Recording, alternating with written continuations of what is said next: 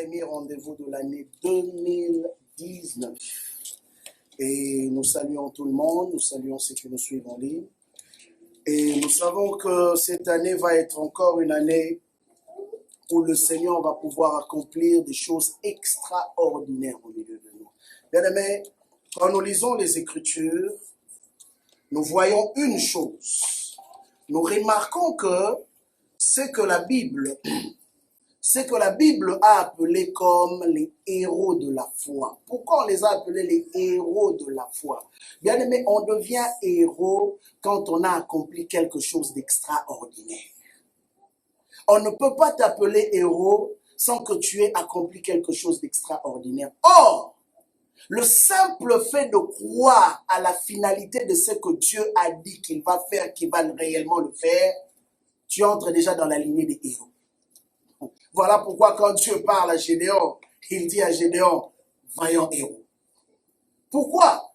Parce que la parole qu'il entendait provoquait en lui un mystère que nous appelons la foi, qu'il introduisait dans le plan fini de Dieu. Et comme nous l'avons si bien expliqué ici le premier, je reviens rapidement sur ça, que quand Dieu parle, il ne parle pas pour faire. Il parle parce qu'il a déjà fait. Et quand nous sommes capables de croire à ce que Dieu nous dit, automatiquement nous sommes considérés comme héros de la foi. Et nous ne sommes pas canonisés. C'est-à-dire qu'après notre mort, on vient faire une cérémonie sur nous et qu'on commence à nous appeler Sainte Gaëlle, Sainte Marianne, Saint. Non. La Bible dit ceci, que nous sommes saints, non pas à cause de nous, mais nous sommes saints parce que nous avons cru à l'œuvre de la croix. Et cela nous a automatiquement introduits dans le mystère de la sainteté. Et nous ne devenons pas saints après notre mort. Nous sommes saints de notre vivant. Et c'est pourquoi Paul n'a pas cessé d'insister en appelant l'Église l'assemblée des saints. Et ce n'est pas un péché que tu appelles ton frère saint, que tu appelles ta sœur sainte. Ce n'est pas un péché, c'est biblique. Parce que les disciples dans la parole s'appelaient des saints. Mais c'est parce qu'ils croyaient à une œuvre qui était plus grande que leur nature de péché. Et ce soir, nous allons introduire au fait notre formation de cette année 2019 avec un thème que je trouve très important et crucial. Souvent nous le faisons, mais beaucoup ignorent les implications qu'il y a dans ce travail. Beaucoup ne comprennent même pas ce qu'ils font, mais ils le font quand même. Parce que soit ils ont trouvé les gens en train de le faire, peut-être ils ne se sont jamais posé la question pourquoi on le fait comme ceci ou comme cela. Ce soir, nous allons parler du culte. Le culte. Notre enseignement de ce soir, c'est le culte. Et Dieu voulant, on peut le tendre à 2 ou 3 enseignements, parce que j'aimerais vraiment que chacun d'entre nous arrive à comprendre clairement le culte, c'est quoi. C'est vrai, nous parlons souvent du culte, mais beaucoup ne connaissent pas c'est quoi réellement le culte. Quand est-ce que le culte a été initié? Pourquoi nous devons adorer comme ceci? Pourquoi nous devons adorer comme cela? Pourquoi nous devons prendre telle ou telle autre position quand nous sommes devant la grandeur de notre Dieu? Et pour ceux du moins qui ignorent encore les implications qu'il y a dans un culte, pensent que le culte c'est une réunion comme tout autre. C'est pourquoi une fois, dans l'un des enseignements que j'ai eu à donner ici quand on parlait du discipulat, j'avais quand même ouvert une parenthèse pour parler brièvement du culte et montrer un peu les bévues qui se produisent souvent lors de nos réunions, qui de fois font fuir la présence de Dieu. Une fois, j'ai donné le témoignage ici d'un homme de Dieu qui, pendant qu'ils étaient en pleine célébration, Le groupe d'adoration était en train de chanter une bonne adoration au Seigneur. C'était la chanson ici, reçois l'adoration. Et ça, c'est parmi les chants, pour ceux qui ne le savent pas. Ça, c'est parmi les chants qui secouent le trône de Dieu. Surtout quand c'est chanté avec l'esprit de celui qui l'a écrit. Parce que celui qui l'a écrit, lisez bien chaque phrase, chaque parole. Vous allez comprendre que ce ne sont pas des paroles vaines qu'il est en train de prononcer dans cette chanson-là. Et pendant qu'ils étaient en train de chanter, l'homme de Dieu, par la grâce, reçoit une vision. Et dans sa vision, il voit le Seigneur faire son entrée pendant que le groupe était en train de chanter. Et le Seigneur était en train de s'approcher de la chair. Et du coup, le worship leader, qu'est-ce qu'il lui a pris? On ne sait pas. Parce que souvent même ceux qui dirigent le culte ne sont pas sensibles à l'esprit. Ils dirigent le culte selon un programme bien donné. Or, la chanson que le Seigneur voulait écouter, c'était cette chanson-là. Et qu'est-ce qu'il a fait? Il a changé de chanson. En pleine adoration. Parce qu'il n'était pas connecté. Il a envoyé une chanson qui attire la présence de Dieu, mais il ne connaissait pas comment se mouvoir en esprit pendant qu'il dirige le culte. Et qu'est-ce qui se passe? L'homme de Dieu qui était là en train de voir la scène, il voit le Seigneur Jésus-Christ triste et se retourner, sortir de la salle. Et là maintenant, pendant qu'il se battait en esprit pour vouloir comprendre le Seigneur, qu'est-ce que cela veut dire? C'est là maintenant que le Seigneur lui fait comprendre. Il dit, c'est ce qui se passe dans la plupart de vos réunions. Beaucoup de gens qui dirigent le culte sont tellement aveugles qu'ils sont concentrés sur leur programme sans être sensibles au mouvement de l'esprit. Et il y a encore une autre expérience, avant d'introduire mon message. Il y a encore une autre expérience, ça s'est produit encore dans une autre église. Un homme de Dieu qui était invité pour venir prêcher. Il a bien préparé son message. Et il arrive là pour prêcher la parole. Le pasteur qu'il avait invité avait un modérateur et ce modérateur avait l'art de déborder. Donc, par exemple, on finit l'adoration, l'heure de la louange et de l'adoration à 45. Mais c'est en ce moment-là souvent que cet adorateur-là changeait de dimension pour vraiment amener l'église encore dans une adoration profonde. Et ça arrivait toujours vers la fin. Et le pasteur, frustré de cela, il dit qu'il doit corriger maintenant cet adorateur-là. Et arrivé à 45, il dit à l'adorateur de descendre pour que lui fasse monter son invité. Et pendant qu'il faisait cet acte, Dieu parle à l'invité. Il dit, tu vois, qu'est-ce qui vient de se passer là? C'est en ce moment que moi je voulais entrer en action dans cette église. Je ne dis pas que c'est toujours comme ça, ok? Mais c'est des expériences où de fois le Seigneur veut faire comprendre à son église qu'il doit développer le discernement et la sensibilité dans notre façon de diriger le service.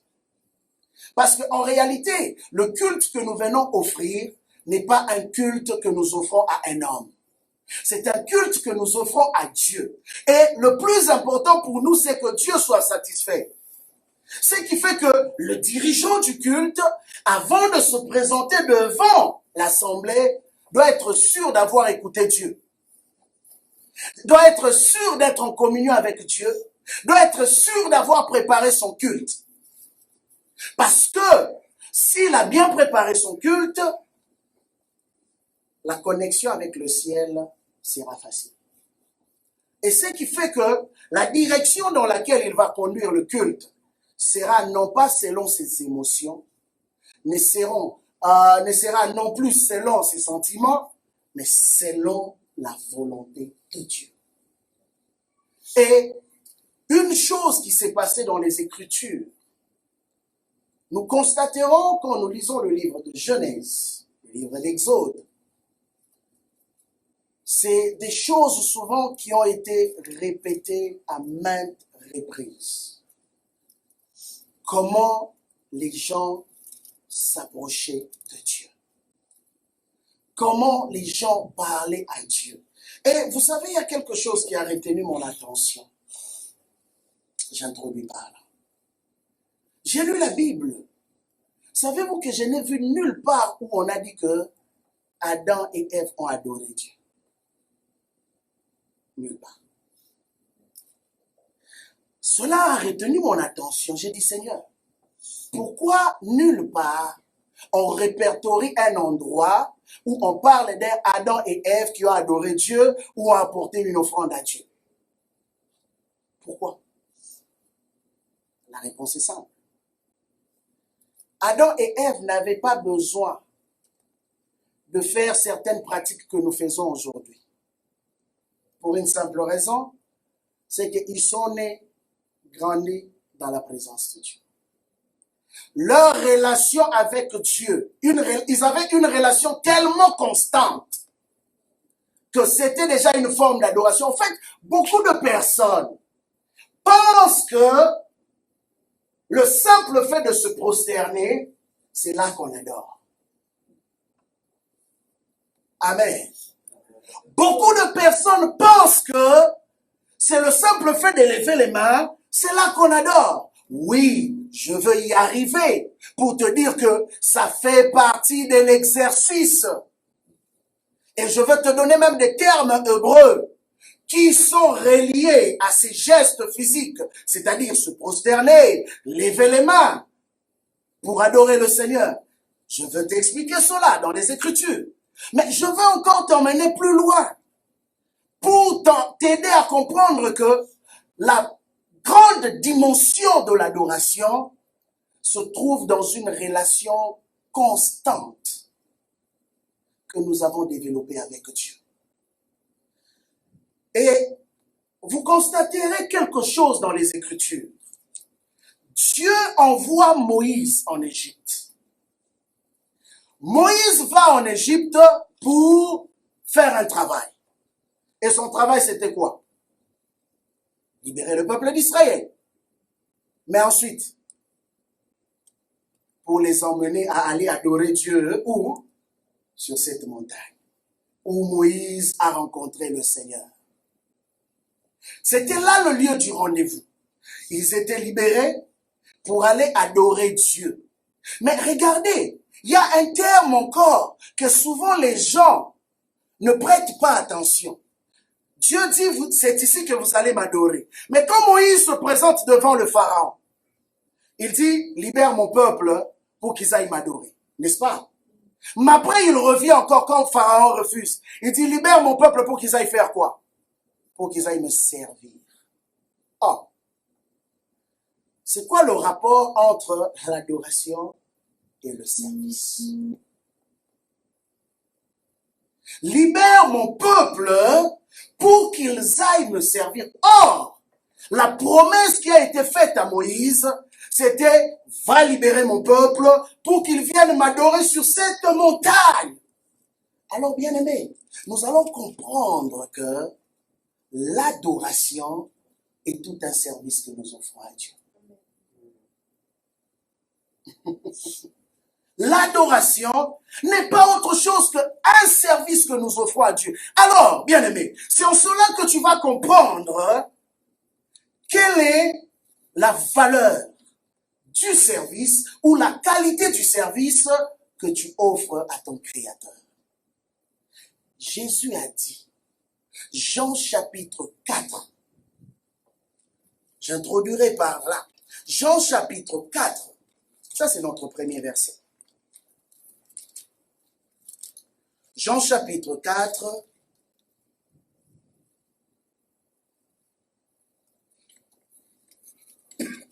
à compter du verset 21. La Bible dit ceci. Femme, lui dit Jésus, crois-moi, l'heure vient où ce ne sera ni sur cette montagne, ni à Jérusalem, que vous adorerez le Père.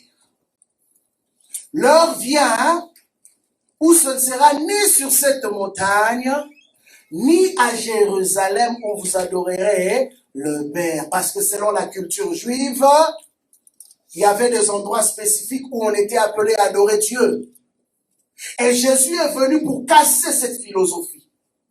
Jésus est venu pour changer cette philosophie de la mentalité des hommes.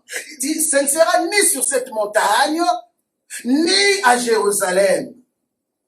Vous adorez ce que vous ne connaissez pas. Or, là, ça retient mon attention. Vous adorez ce que vous ne connaissez pas. Cela veut dire quoi? L'adoration peut être un exercice sans être une relation. Le culte peut être un exercice sans être une consécration. Ces gens adoraient, ils citaient le nom du Dieu de Jacob, qui était leur ancêtre, les Samaritains. Ils parlaient des bienfaits de Dieu. Mais quand Dieu regardait, Dieu dit quoi? Vous adorez ce que vous ne connaissez pas. Or, alors là, je peux plaindre celui qui se dit adorateur ou celui qui dirige un culte, mais qui est aveugle. Dis-toi maintenant, si je dois diriger un culte, si je dois adorer Dieu, étant aveugle, où est-ce que je m'en vais maintenant? Jésus plaint la femme samaritaine. Il dit, vous adorez ce que vous ne connaissez pas. C'est là votre problème. Oui, vous faites cet exercice. Vous passez des heures à parler. Mais Dieu n'entend rien de ce que vous dites. Parce qu'en réalité, vous ne le connaissez pas. Dieu n'écoute que ceux qui le connaissent. Si Dieu ne te connaît pas, tu peux l'adorer comme tu veux. Il ne va pas t'écouter. Je vais m'expliquer. Dans le principe biblique, toute créature est appelée à louer Dieu. N'est-ce pas? Il n'y a pas de problème. Tout le monde peut louer Dieu. Psaume, chapitre 150. La Bible dit quoi? Que tous ceux qui respirent louent l'Éternel. Même un païen a le droit de louer Dieu. Même un païen a le droit de remercier Dieu pour la vie, pour tout ce qu'il fait dans sa vie. Il a le droit. Parce que Dieu est son créateur. Mais, chose bizarre, il n'a pas le droit d'adorer Dieu. Parce que l'adoration est réservée pour ceux qui ont été connus de Dieu et ceux qui connaissent Dieu. Voilà pourquoi Dieu fait une recherche. Et la Bible dit dans sa recherche, il cherche encore cette race d'hommes. Ok. Il dit, mais nous adorons ce que nous connaissons, car le salut vient des Juifs. Nous adorons ce que nous connaissons. Mais l'heure vient, et c'est maintenant. Dans vos versions, on dit, et elle est déjà là, où les vrais adorateurs adoreront le Père en esprit et en vérité. Car ce sont de tels adorateurs que le Père recherche. Dieu est esprit, et il faut que ceux qui l'adorent en esprit et en vérité. Verset 24, on se limite là. Dieu est esprit, et il faut que ceux qui l'adorent en esprit et en vérité.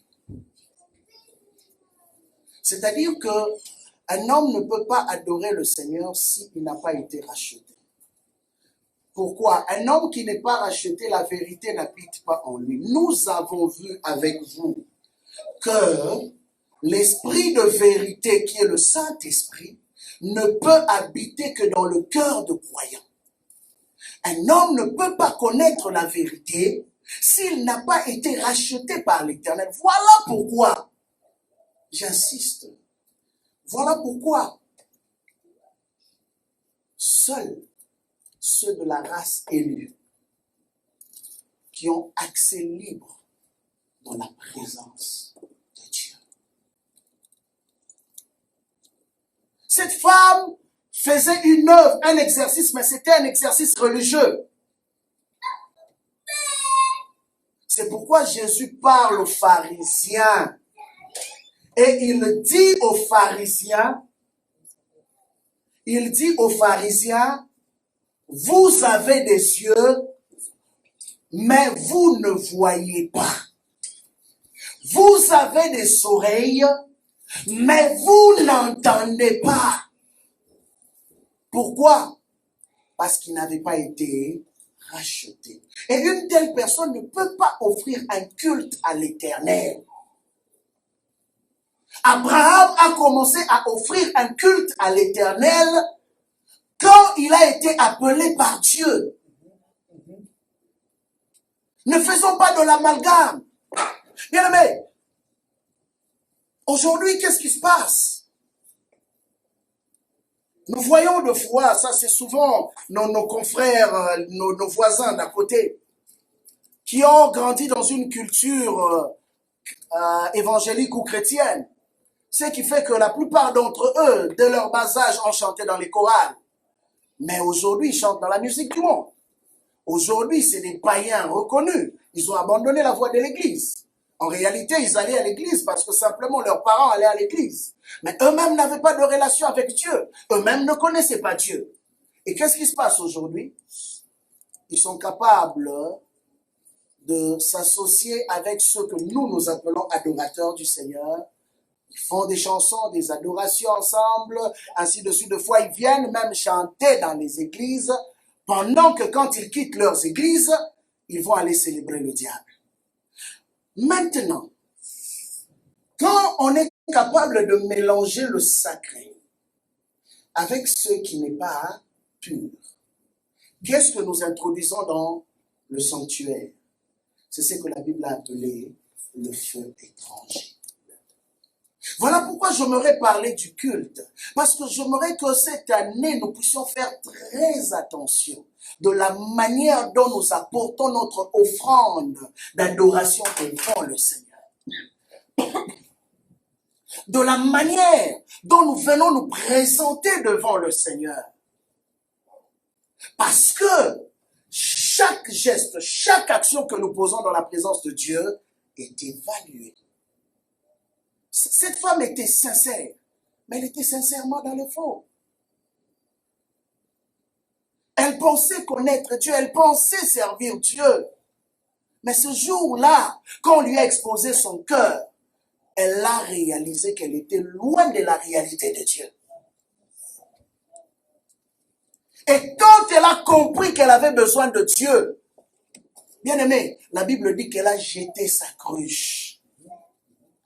La cruche qui était la représentation de sa propre vie de désordre.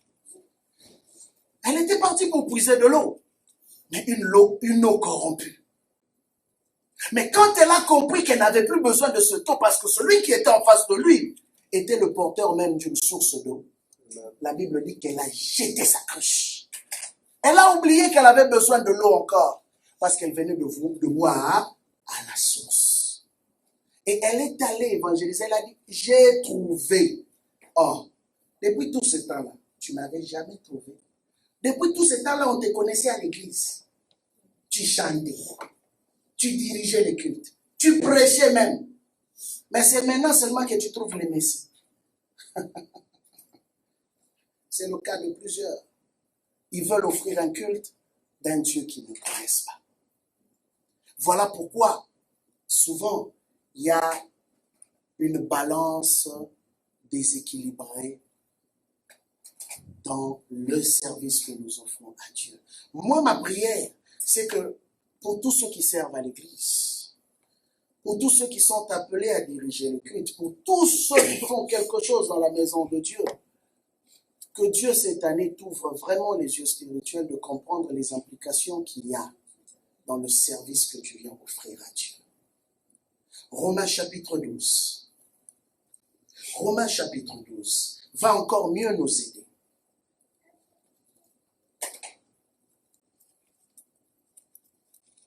La Bible dit à compter du verset 8. Je lirai jusqu'au verset 11. Celui qui exhorte à l'exhortation, que celui qui donne le fasse avec simplicité, celui qui préside avec empressement, celui qui exerce la miséricorde avec joie. En fait, quand on parle de celui qui préside, présider, c'est ce que nous appelons souvent le worship leader ou encore la modération. C'est celui-là que la Bible appelle celui qui préside le culte. Celui qui préside. Et dans la plupart des versions, on dit que celui qui préside le fasse avec quoi? Zèle. Romains 12, à compter du verset 8 à 11. Dans la plupart des versions, c'est ce qui est dit. Que celui qui préside... On dit quoi?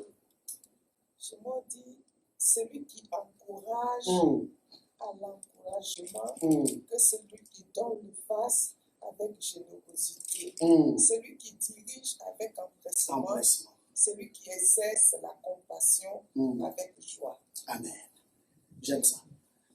Vous voyez, on dit celui qui préside ou qui dirige le fasse avec empressement. Dans l'autre version, on dit avec zèle. Bien aimé, tu ne peux pas venir diriger un culte toi-même, tu es abattu. Il y a un sérieux problème. Et souvent, c'est ce que nous remarquons. Toi-même, tu as tes frustrations. Toi-même, tu as tes problèmes qui te dépassent la tête. Et tu viens, au lieu d'emmener les gens dans les Écritures, tu emmènes les gens dans tes problèmes. Et quand tu vois que les gens ne répondent pas, tu commences à te frustrer vis-à-vis du peuple. On ne donne que ce qu'on a.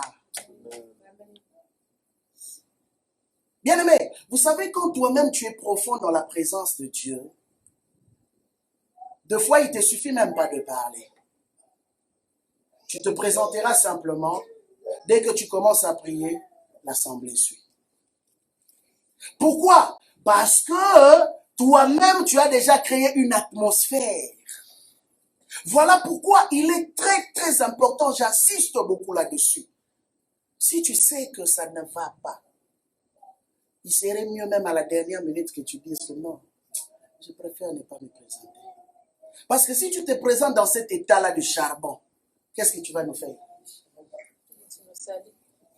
Malheureusement. Malheureusement. Parce que tu n'as pas le feu.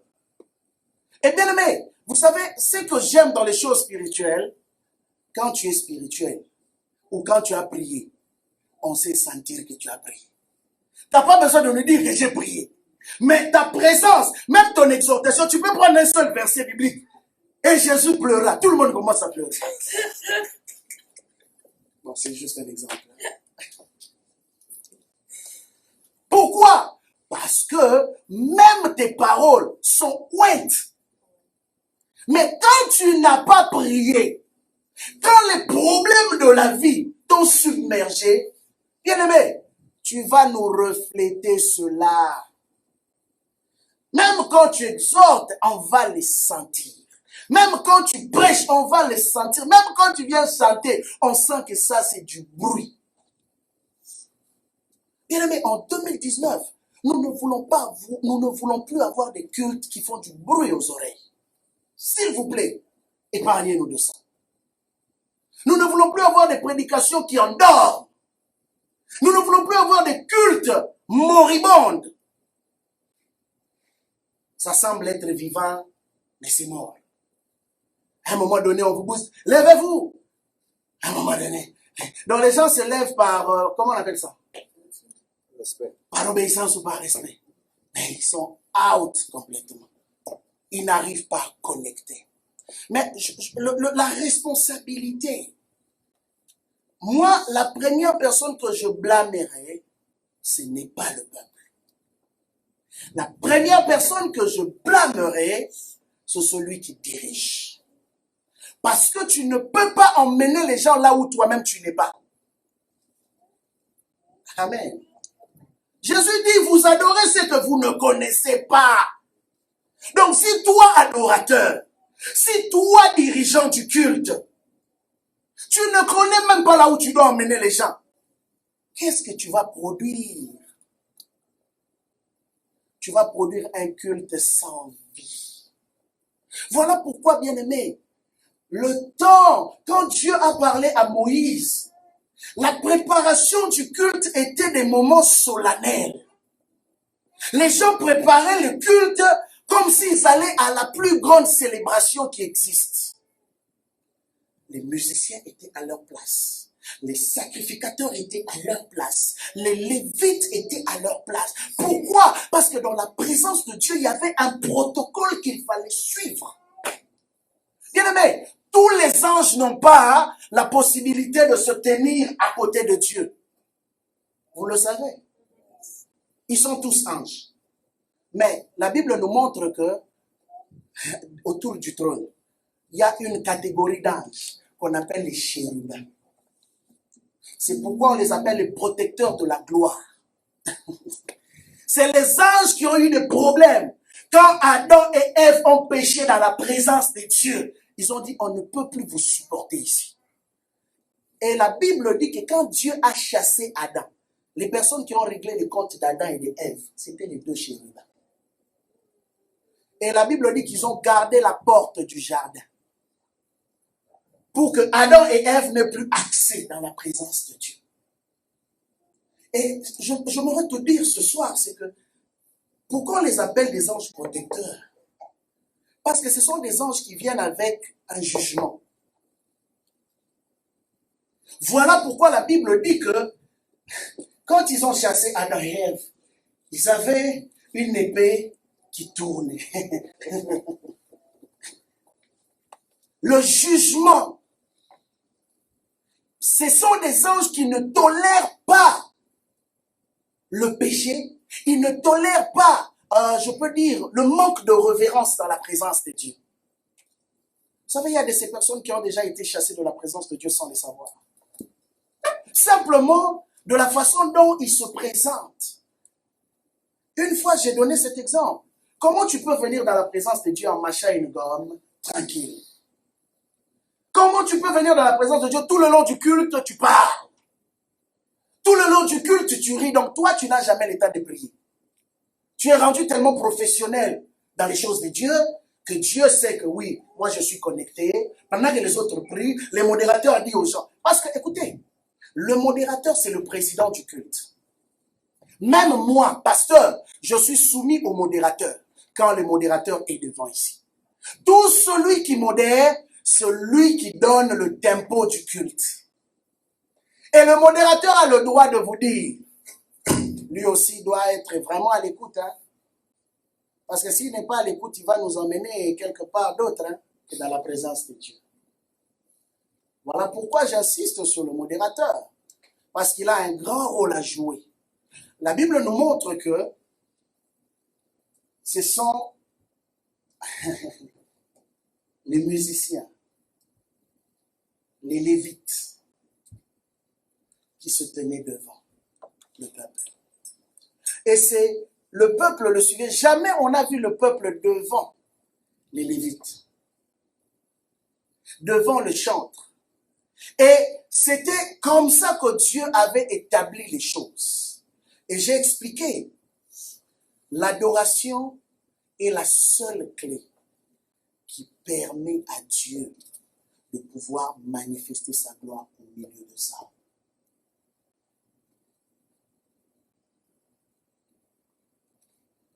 C'est vrai que quand nous parlons de l'adoration, la louange est toujours accrochée d'une certaine manière.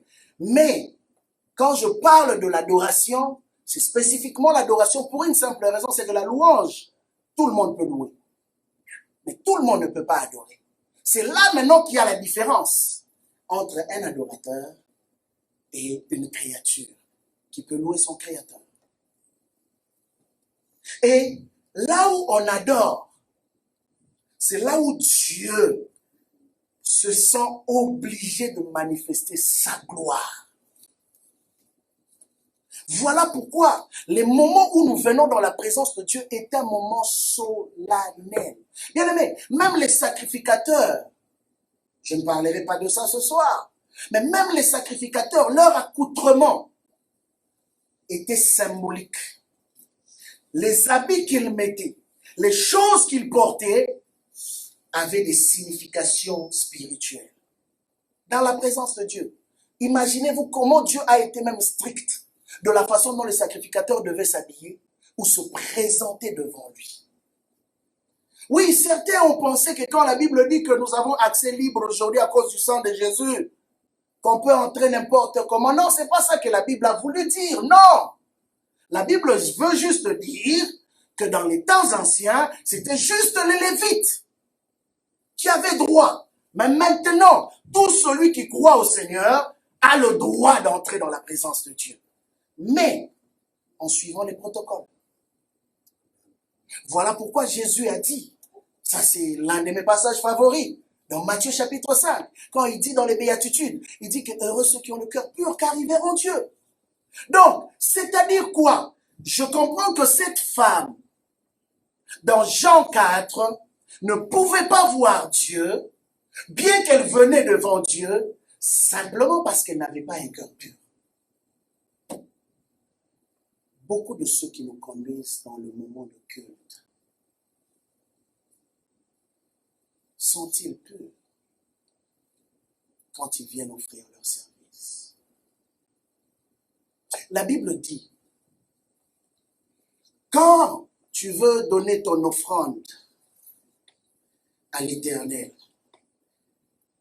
et que, arrivé devant l'autel, tu te souviens que là j'ai un problème avec un frère ou avec une sœur, la Bible dit, laisse là ton offrande. Ne repars pas avec ton offrande, parce que ton idée peut changer. C'est biblique. Laisse là ton offrande, va régler ton problème avec ton frère, ton offrande va continuer à t'attendre. Et viens, tu prends ton offrande, il faut prier aussi que dans cette église qu'il n'y ait pas de voleurs.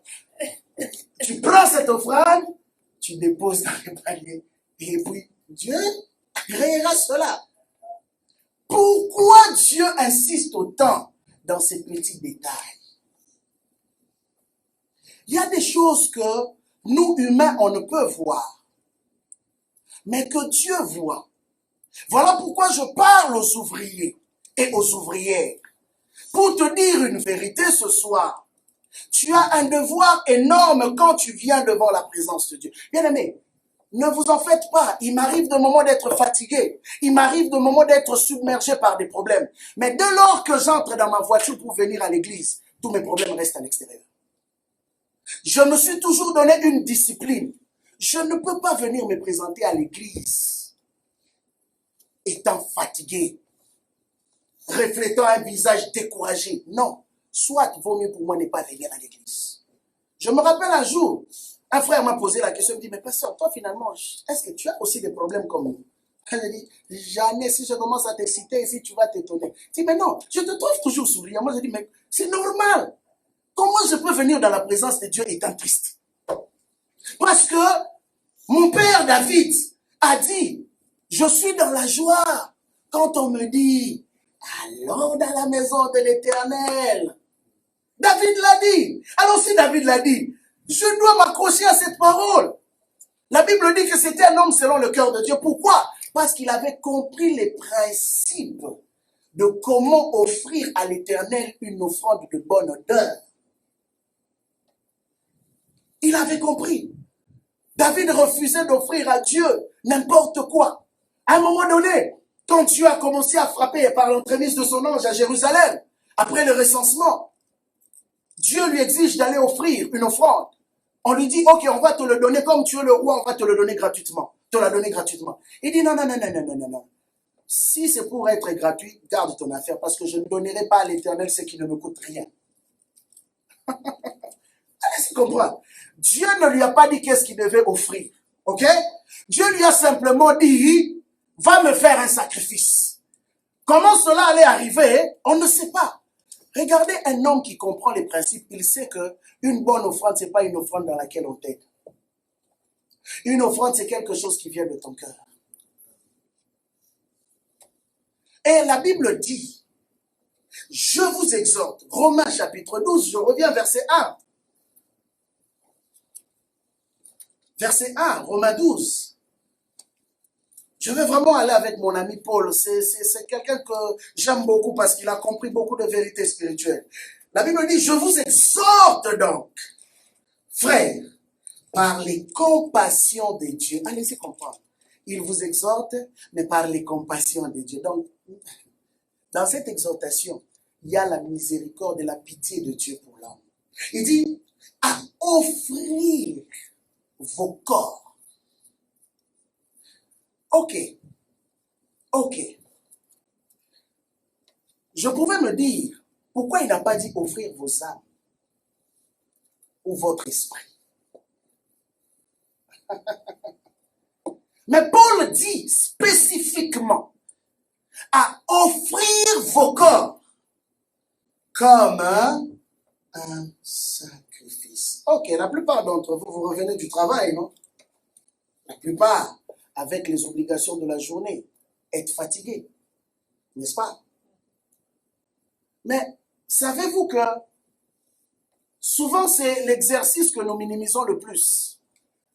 On pense que c'est une corvée, mais le simple fait de prendre une décision, de se dire non, je dois aller à l'église, même si je suis fatigué, parce qu'on a réunion, je dois aller à l'église.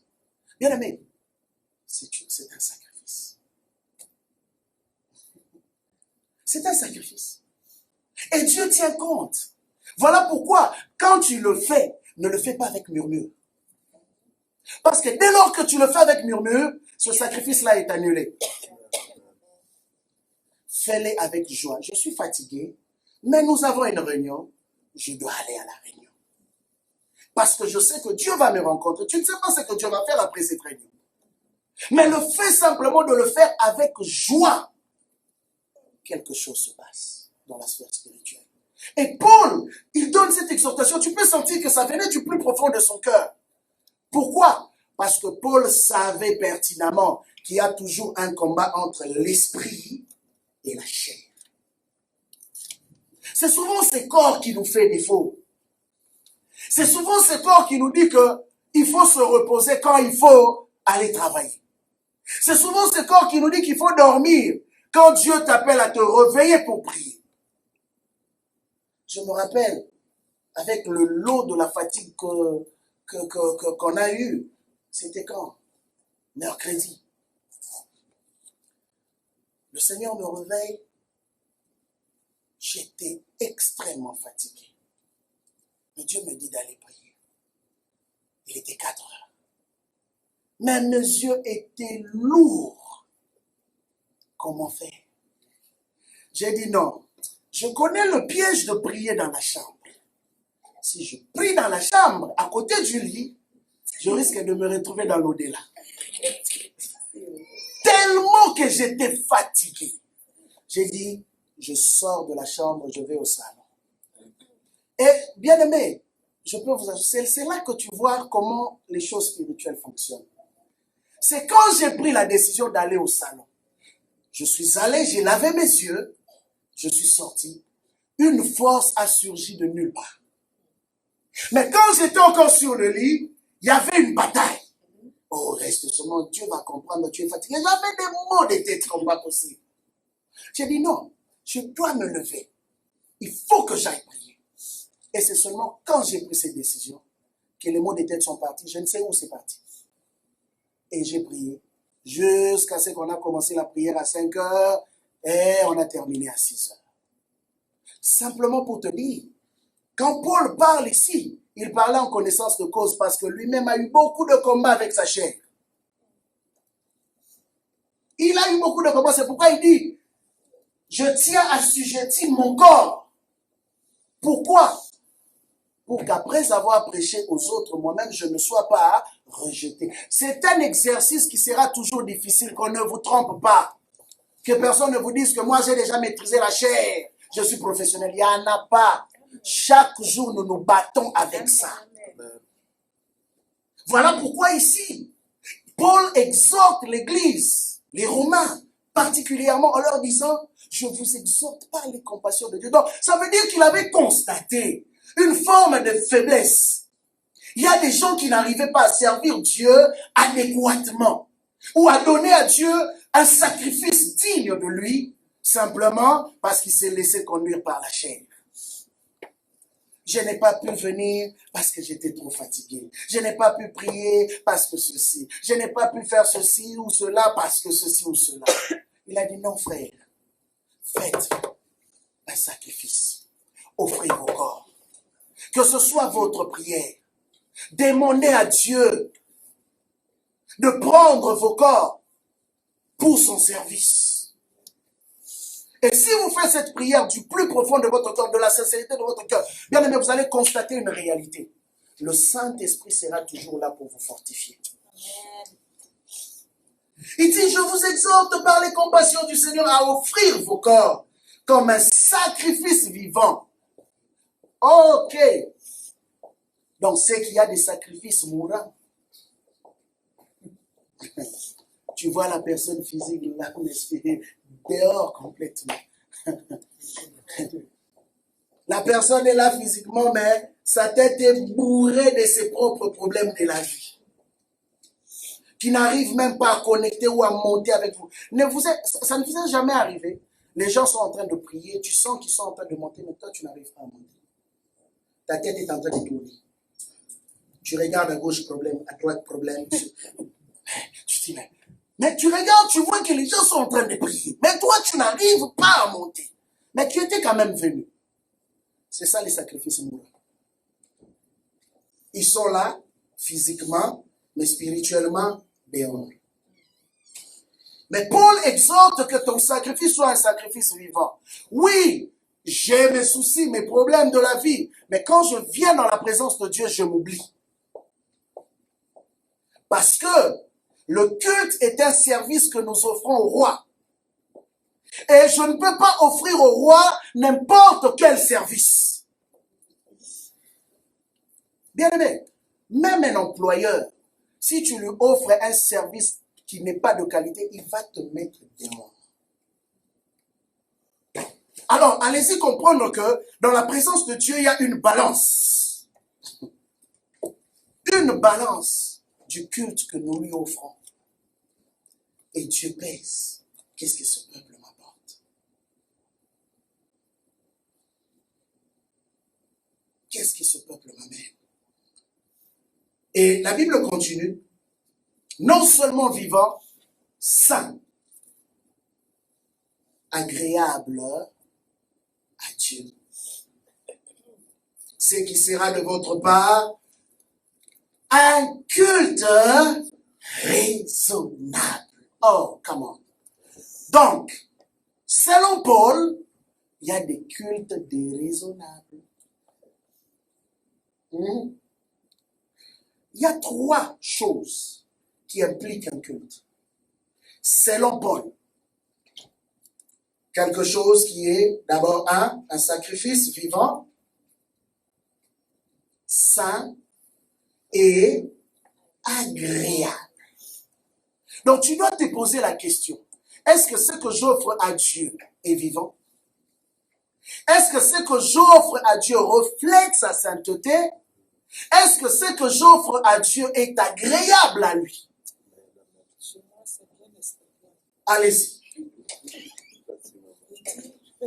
Je vous encourage donc, mes frères, au nom de toute la magnanimité de Dieu, à offrir votre corps comme un sacrifice vivant, saint et agréé de Dieu.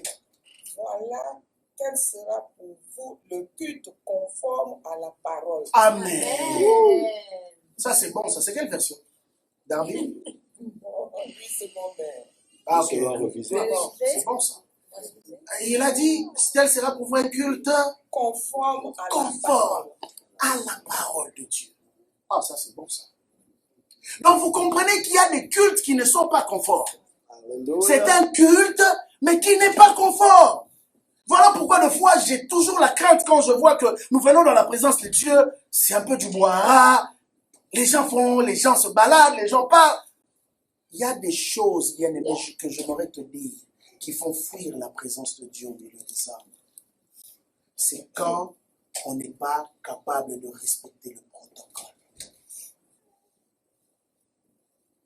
Voilà pourquoi des fois, même envers mes enfants, pour ceux qui ont remarqué, des fois je suis dur avec elles. Quand je les vois se promener pendant le culte, c'est l'une des choses que je ne tolère pas. Parce que je sais, c'est des choses que le Seigneur m'a enseignées. Quand on est dans la présence de Dieu bien-aimé, il faut faire très très attention. Allez-y comprendre que la simple présence de Dieu qui est descendue quelque part était capable de tuer même les animaux. Allez-y comprendre. Et nous sommes dans la présence de Dieu, on monte, on descend. C'est en ce moment-là qu'on a envie de faire pipi. Avant, on n'avait pas envie de faire pipi. Mais c'est quand on commence à adorer, ou quand on commence la prédication. Et certains pensent qu'il y a des moments forts dans le culte, et il y a des moments moins importants. Bien aimé, le culte devient important dès lors qu'on dit que le Seigneur est présent ici. Vous savez pourquoi? La Bible dit là où 2 ou 3 sont réunis en mon nom, je suis au milieu d'eux. Là où 2 ou 3. Ce qui veut dire, dès l'instant où même la pensée de se réunir au nom de Dieu est là, et que nous commençons, nous sommes là, Dieu est déjà présent. À la seconde 0, il est là. Et jusqu'à ce que nous allons dire Amen, Dieu est là. Même les communiqués sont importants. Il y en a déjà, il y a des gens qui négligent complètement les communiqués. Parce que pour eux, le culte est déjà fini, la prédication est passée dans les communiqués, c'est moins important. Tu ne sais pas. Il y a des choses que Dieu peut faire pendant les communiqués. Il y a des miracles que Dieu peut produire pendant les communiqués. Il n'y a rien dans le culte qui est négligeable. Quand nous donnons les offrandes, c'est un moment solennel. Tout est solennel dans un culte. Tout est solennel. Il n'y a aucun moment dans un culte. C'est l'une des raisons pourquoi il y a les cultes, de foi, ça monte, ça descend. Simplement parce que les gens pensent qu'il y a des moments forts et il y a des moments qui ne valent pas la peine.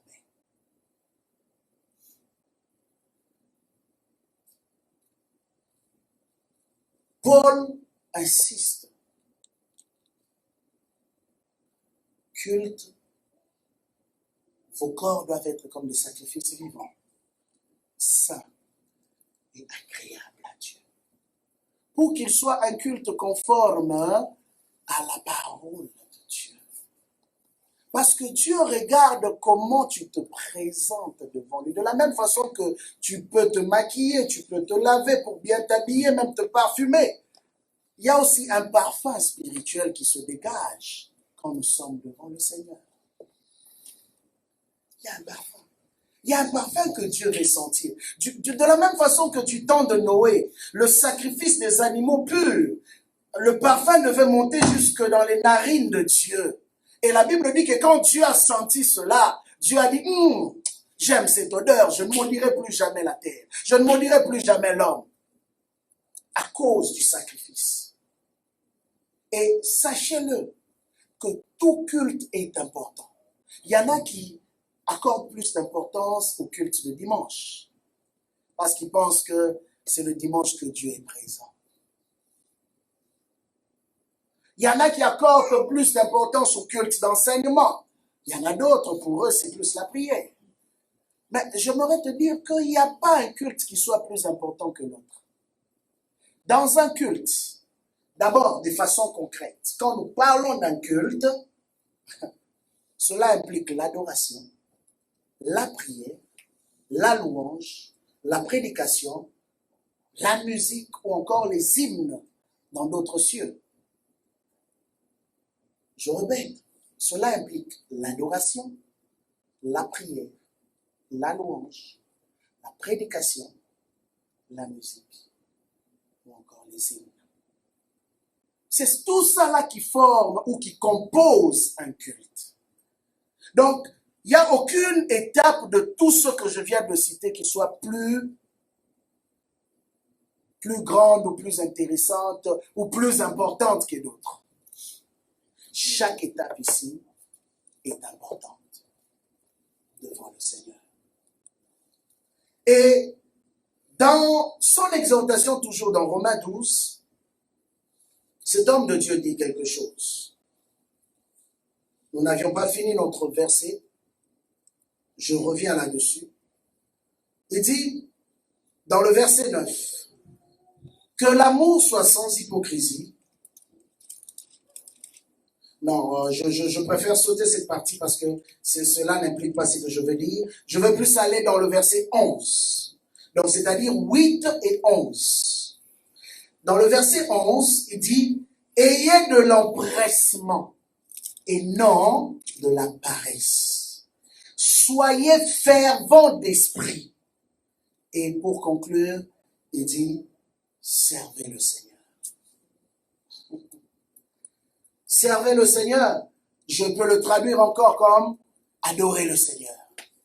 Parce que l'adoration, c'est le service. Oui, Si on dit quoi? Servez le Seigneur comme des esclaves. Comme des esclaves. Un esclave, c'est qui? C'est quelqu'un qui n'a pas de volonté, qui dépend de la volonté de son maître. C'est ça un esclave. Alors, comprenez que le culte, ce n'est pas par rapport à notre volonté.